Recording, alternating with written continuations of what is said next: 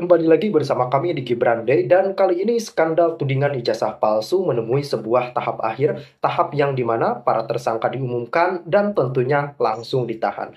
Rekan-rekan, seperti yang kita ketahui bahwa Pak Jokowi, Presiden ketujuh kita, menolak mediasi damai, menolak mediasi apapun yang tentu saja Pak Jokowi hanya menginginkan kasus ini tuntas sampai di pengadilan dan para penuding menghadapi ataupun mendapatkan konsekuensi yang telah mereka lakukan selama ini, termasuk balasan-balasan mereka yang sering memfitnah. Ketika rekan-rekan saking bencinya mereka kepada Pak Jokowi, saya tidak tahu landasan apa yang mereka buat. Sampai-sampai ketika UGM sudah mengkonfirmasi asli, uji lab forensik Polri sudah menyatakan asli, mereka tetap menyuarakan kepalsuan. Tentu saja, kalau kita baca secara analisa yang mendalam, tentunya dari situasi ini pun kita harus bisa melihat bahwasanya tentunya ini ada dugaan kuat, motif-motif tertentu selain mempertanyakan keabsahan ijazah. Dan tentu saja ini langsung disampaikan oleh Pak Jokowi bahwasanya ya sangat memungkinkan gerakan tudingan ijazah palsu ini ada yang membackup karena napasnya sangat panjang. Dimulai dari Pak Jokowi masih menjabat sebagai Presiden Republik Indonesia sampai Pak Jokowi sudah purna tugas. Ingat rekan-rekan, Pak Jokowi menjabat sebagai presiden saja sudah 10 tahun, 2 periode. Ini Pak Jokowi sudah purna tugas, dihajar kembali oleh Roy Panji CS. Ini ada apa kira-kira di belakang ini semua? Dan tentunya pihak-pihak penyidik akan membongkar skenario jahat yang memang operasi fitnah kepada Pak Jokowi dipastikan gagal total. Kemudian, kalau kita lihat kelakuan Roy CS memang sangat-sangat menggelitik ketika mereka mengatasnamakan penelitian ini dan itu. Tetapi ketika diberikan fakta yang seterang-terangnya, mereka langsung marah, mereka langsung bernada tinggi, bahkan mereka tidak jarang juga memberikan gestur mengejek, mentertawakan pihak-pihak yang memang berseberangan secara opini dengan mereka. Padahal kita semua tahu bahwa apapun yang mereka sampaikan terkait tudingannya kepada Pak Jokowi terkait provokasi melakukan tudingan tersebut itu benar-benar sudah terbantahkan oleh statement UGM dan uji lab forensik Polri. Jadi rekan-rekan, ya ini adalah tahap akhir, tahap yang dimana kita tidak berbicara soal keabsahan ataupun asli atau palsu karena sudah diberikan keterangan resmi oleh UGM dan itu asli. Nah, babak akhirnya kita melihat bagaimana gugatan balik dari Pak Jokowi memenjarakan pihak-pihak dan kaum-kaum penuding tersebut. Nah gitu, ini melihat jalur suatu perkara yang sedang terjadi sekarang ini. Oleh karena itu, sekarang Polda juga bingung juga cara yang tepat bagaimana untuk memfasilitasi ini. Karena hukum itu harus jalan, hukum harus selesai. Salah satunya diantaranya adalah menaikkan terhadap pencemaran baik. Itu yang paling mudah, karena masalah pribadi, masalah sikap yang ada pada diri seseorang. Saya mungkin nggak masalah, mungkin baru ya nggak masalah. Tapi Bang Firman, wah jangan ini merusak saya, nama kehormatan saya. Itulah pribadi. Lah oleh karena itu, ketimbang perkara ini tidak naik-naik, maka dinaikkanlah sebagai pencemaran nama baik. Kan gitu loh. Nah, oleh karena itu, dalam hal penyelesaian kasus ini, mudah-mudahan penyelesaiannya juga holistik.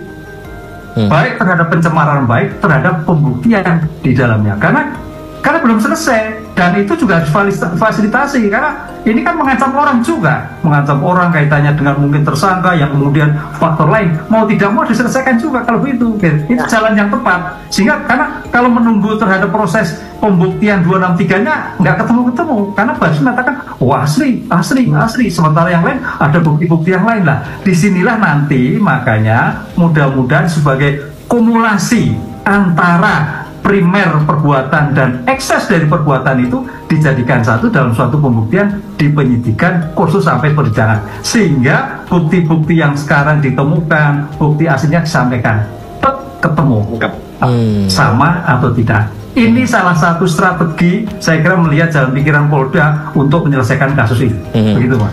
Prof, saya mungkin masih banyak harus belajar ya, banyak yang saya nggak tahu. Tapi gini Prof, apakah tentang pencemaran nama baik atau penghasutan begitu, ketika ini diselidiki, kita harus melihat akarnya adalah pembuktian bahwa ijazah ini asli atau palsu dulu. Apakah itu logikanya? Ya, kalau memang melihat iya, harus itu dulu. Tapi permasalahan sekali ini Polda menyatakan asli, nah gitu loh. Dugaannya asli, itu yang jadi patokan. Karena ini asli berarti ini perkara naik. Ini yang menjadikan argumentasi Polda menyatakan naik itu karena selama ini sudah gelar perkara dinyatakan asli. Nah, perdebatan Mas Roy yang sekarang masih melakukan suatu pembuktian itu sesuatu yang menarik karena tadi asas hukumnya sesuatu dianggap benar kecuali dibuktikan sebaliknya. Lah, Bang Roy akan melakukan jeruk sebaliknya. Seseorang tersebut, Pak. Jadi basisnya bukan apa-apa kecuali itu benar untuk basis ilmiah gitu loh. Makanya kita heran kenapa kok Pak Jokowi boleh berkacamata, kan begitu. Terus kita tanya ChatGPT atau Grok, cuma Pak Jokowi aja katanya berkacamata. Nah, kalau tadi ketentuan KKN di UGM kan berlaku sampai sekarang. Sampai sekarang. Nah, kalau soal pelarangan pemakaian kacamata sampai sekarang juga masih berlaku. Tidak boleh pakai kacamata. Saya barusan cek ini ke Universitas Gadjah Mada. Jadi kacamata pun tidak boleh.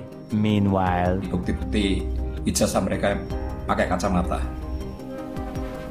Ini mahasiswa UGM dari Rumpun Sains, foto ijazahnya pakai kacamata, sangat terlihat jelas. Kacamata, pakai kacamata. Ini juga mahasiswa UGM, di foto ijazahnya pakai kacamata juga, sangat terlihat dengan jelas.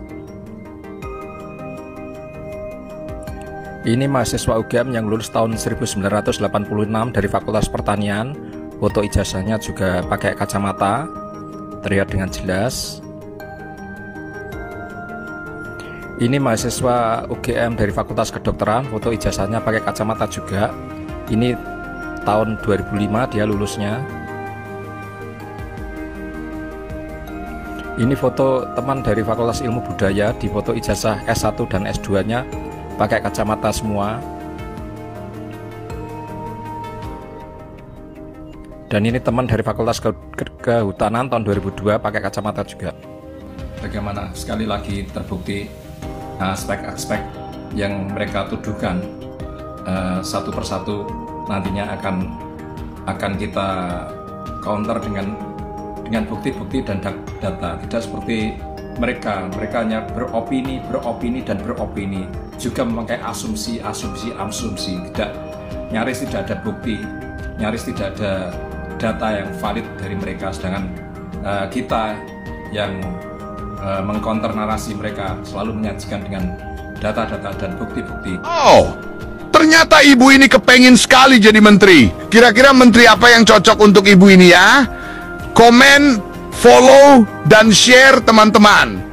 Kalau saya diangkat jadi menteri ini dapat. Oh iya. Kalau saya diangkat jadi menteri ini dapat ini kan. Pak, jangan ketawa-ketawa lah, Pak. Kami kan datang ke sini serius. Kami calon tersangka. Gitu loh. Jadi saya Pak Farhan. Kita nggak tahu gitu loh. Kita tuh siapa, berhadapan dengan siapa. Iya. Kita diperlakukan seperti apa ini. Tuh. Tujuan ini milik masyarakat ya. Kita milik direktor, kasihan direktor tuh orang nggak ngerti politik, tapi dia diperalat untuk melindungi kekuatan yang sekarang ini udah nggak berkuasa gitu loh. Saya bingung tuh itu presidennya udah ganti, rektornya masih takut sama presiden lama, itu kan aneh banget. Ada apa dengan UGM? Apa? Lagi pemirsa, bahwa berdasarkan hasil penyelidikan yang dilakukan oleh Bareskrim Polri terkait dengan laporan adanya dugaan ijazah Presiden ke-7 Joko Widodo yang dinilai palsu oleh pelapor. Dalam hal ini, setelah dilakukan penyelidikan dan juga gelar perkara, Bareskrim Polri menyatakan bahwa ijazah Joko Widodo adalah asli. Penyelidik mendapatkan dokumen asli ijazah sarjana Kehutanan nomor 1120 atas nama Joko Widodo dengan NIM 1681 KT Fakultas Kehutanan UGM pada tanggal 5 November 1985 yang telah diuji secara laboratoris. Berikut sampel pembanding dari 3 rekan pada masa menempuh perkuliahan di Fakultas Kehutanan UGM, meliputi bahan kertas, pengaman kertas, teknik cetak, tinta tulisan tangan, cap stempel, dan tinta tanda tangan milik dekan dan rektor. Dari peneliti tersebut maka antara bukti dan pembanding adalah identik atau berasal dari satu produk yang sama. Justru dokumentasi saya yang digunakan dalam semua video-videonya. Semua yang ada pengesahan segala macam, yang kosong tanda tangannya, yang tangan saya yang bolak-balik, ini tangan saya. Orang-orang ini sangat berani, gitu ya, sangat berani ya, menyatakan bahwa padahal dia baru menganalisis satu skripsi aja, atau bukan satu skripsi, satu ijazah saja, dia sudah menyatakan bahwa ini 1000% palsu. Ini udah jelas, ya ada penelitian seperti itu. Ya. Dia tidak membandingkan dengan teman seangkatannya.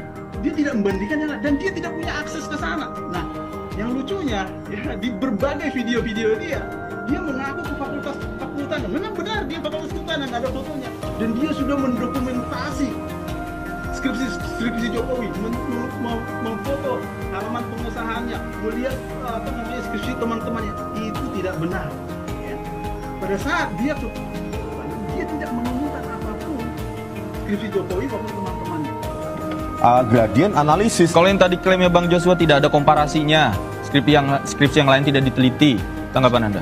Begini Bang, jadi kita bukan dia mungkin punya akses. Kita kan tidak punya akses, sekali foto sudah 5 menit selesai gitu loh. Dan saya, karena begini, ada banyak manipulasi, ya kita duga manipulasi bahwa hal itu juga sengaja dilakukan supaya seragam dengan punya Joko Widodo. Karena apa? Indikasinya adalah tidak ada juga lembar pengesahan penguji pada skripsi-skripsi tersebut.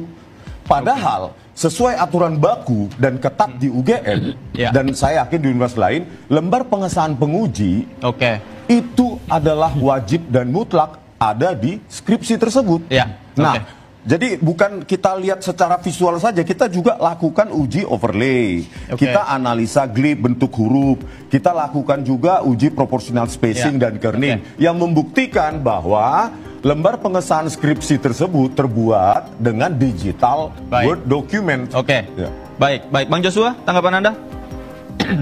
Iya, jadi itulah yang sebenarnya kekeliruan dari awal yang dilakukan oleh Rismond gitu ya. Jadi sudah jelas-jelas bahwa font tersebut, bahwa proportional spacing maupun kerning itu persis sama. Saya bisa kasih tunjuk juga di background saya jika memang ingin saya kasih tunjuk. Termasuk juga nanti yang berhubungan dengan lintasan merah itu. Ketika misalnya Rismond menggunakan data-data Dian Sandi dan dia tidak menemukan, berbeda dengan yang kita lakukan, ya kita dengan analisis kita bisa menemukan, ya dengan namanya tone mapping, dengan mengubah kontras dan segala macam itu kita bisa menemukan menggunakan data yang sama. Tetapi kalau ingin lebih jelas lagi, kita bisa menggunakan data-data yang lebih baik, ya karena kita memiliki data hasil scan-nya, ya sehingga itu sangat berbeda jauh dengan hasil penelitian yang dilakukan oleh Rismond karena dia hanya menggunakan data dari sumber media sosial yang ukurannya sangat kecil sehingga kualitasnya sangat jauh dari aslinya. Jika situasi apolitik itu dengan masuknya pejabat-pejabat politik yang membidangi kepemudaan ini bisa pas dalam merangkul dan seterusnya, ini juga bagus untuk bagaimana supaya partisipasi politik di masa yang akan datang tuh lebih bagus lagi. Kira-kira gimana menurut? Ya, begini Bang. Saya bicara begini kenapa? Jadi ya saya cerita sedikit lah ya. Di partai Garuda ya, di partai saya itu kita itu jangan kita nih. Saya bagaimana saya menjelaskan? Gini ya. Ketika pemilu ya, itu Abang bisa lihat bahwa caleg kita itu yang paling tinggi anak muda. Partai Garuda ya. Oh, waktu pilpres kemarin, waktu pileg kemarin, 2024. Saya ketua untuk pileg. Ya. Tim saya ya, itu umur 20-an ke atas semua. Ya, di bawah 30.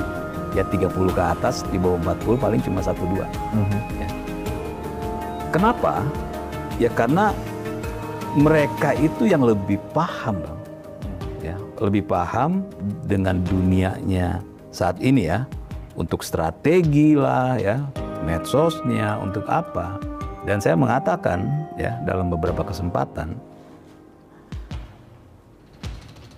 kenapa saya tangkap dari benar ada di beberapa tempat itu banyak saya bilang orang-orang tua yang sok tahu. Saya sampaikan apa adanya nih Bang. Merasa kalau anak-anak muda itu nothing. Ya. Jadi mereka mau semuanya mereka gitu. Ya. Kesempatan bagi anak-anak muda itu sangat-sangat sedikit karena banyak bapak-bapak sok tahu saya bilang. Pokoknya dia yang paling tahu daripada yang anak muda. Saya pernah berdebat soal itu. Saya mengatakan, Anda harus ingat ya, The Beatles itu ketika menciptakan lagu-lagu hebat, itu dia nggak di umur 40 saya bilang. Ya. Apa kita mau bicara? Metallica, Guns N' Roses, Soekarno lah saya bilang. Ya. Ada nggak di umur-umur kalian, umur-umur 40-50?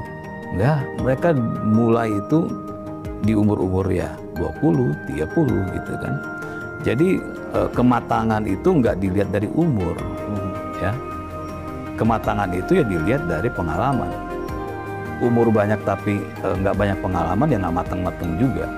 Nah ini yang saya memang lihat ya mohon maaf nih Bang, regenerasinya di beberapa tempat itu agak mandek, ya. Karena banyak orang-orang tua yang sok lebih tahu dunia saat ini daripada anak muda. Oke, seharusnya sebagai orang-orang tua itu harus memberikan guidance aja. Ini loh guide-nya. Nah, tetap harus ada orang tua kan. Tapi paling enggak biarkan mereka berjalan. Nah, balik lagi ke Pak Erick Thohir.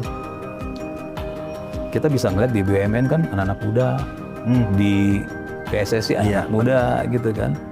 Nah ini ketika beliau menjabat sebagai Menteri Pemuda dan Olahraga, waktu di BUMN aja dia pemuda yang dihadirkan, apalagi di Kementerian Pemuda kan. Ya, salah satu terobosan Erick Thohir itu memang salah satunya adalah dia akan berani menempatkan orang-orang muda dalam pos-pos strategis di BOD di BUMN gitu loh. Tapi bukan asal orang muda, tapi orang muda yang memang punya kemampuan. Dan gitu loh. Itu terobosan Erick memang. Nah itu yang saya bilang bahwa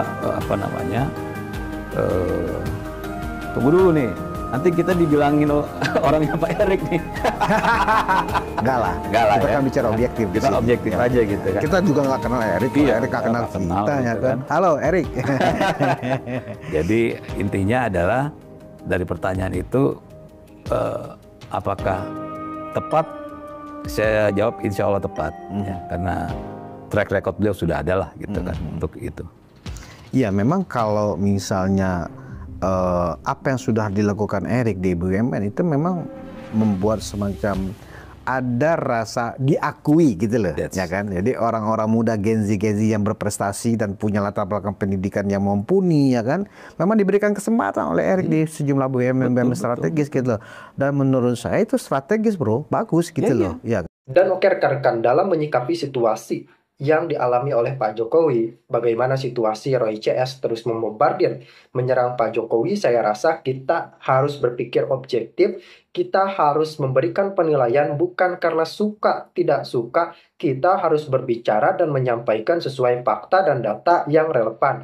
Misalnya ketika saya berbicara soal keabsahan ijazah Pak Jokowi, saya tentunya akan langsung mencari sumber dari UGM langsung, bagaimana keterangan dari UGM, dan UGM menyatakan itu asli. Kemudian, ketika kurang afdol misalnya, ayo kita bawa ke uji lab forensik Polri, dan sudah dinyatakan asli. Jadi rekan-rekan, mohon digarisbawahi, yang berhak menyatakan keaslian dokumen, yang berhak mempertanyakan keabsahan dokumen adalah pihak universitas, bukan pihak perorangan, ataupun sekelompok pihak yang mengatasnamakan apapun itu, baik penelitian, baik ini itu dan lain semacamnya. Karena perlu diketahui juga, ijazah bukan bagian yang harus diteliti, karena kita semua tahu untuk mengetahui keaslian ijazah tinggal tanyakan kepada pihak otoritas yang berwenang, atau dalam hal ini pihak UGM. Jadi untuk soal ijazah, berulang kali saya katakan sudah tidak perlu diperdebatkan lagi. Apa yang harus kita lakukan? Sekarang kita tinggal kawal bagaimana laporan balik dari Pak Jokowi, gugatan balik dari Pak Jokowi yang tentu saja menyasar kaum-kaum fitnah tersebut. Dan rekan-rekan, tadi saya sampaikan sudah ada yang ditahan, itu yang saya maksud adalah Bambang Tri yang terlebih dahulu menggaungkan fitnah kepada Pak Jokowi, langsung mendapatkan hukuman setimpal, dipenjara dan sudah menunaikan hukumannya. Lalu pada saat ini lucunya Bambang Tri malah bergabung dengan Roy CS untuk menyerang Pak Jokowi. Bahkan yang saya dengar di forum debat dibahas tuh ijazah SD-nya Pak Jokowi. Nah, ini kan sangat-sangat lucu. Padahal beliau itu berstatus sebagai bebas bersyarat. Bahkan sudah diingatkan oleh Pak Razman bahwa anak Anda ini pernah masuk gara-gara perkara ini, dan sekarang Anda ribut lagi, apakah Anda mau masuk lagi? Lalu beliau menjawab, katanya, oh ini saya diintimidasi. Bukan diintimidasi, tetapi diingatkan agar tidak terus berbuat gaduh. Begitulah rekan-rekan. Jadi ya kita tinggal tunggu saja, apalagi Roy CS sempat menjadi tersangka dan ditahan pula. Jadi artinya hukumannya sangat berpotensi berat, karena memang ini ada indikasi bahwa seseorang ataupun individu tersebut tidak kapok untuk melakukan ataupun mengulangi kembali kesalahan yang sama.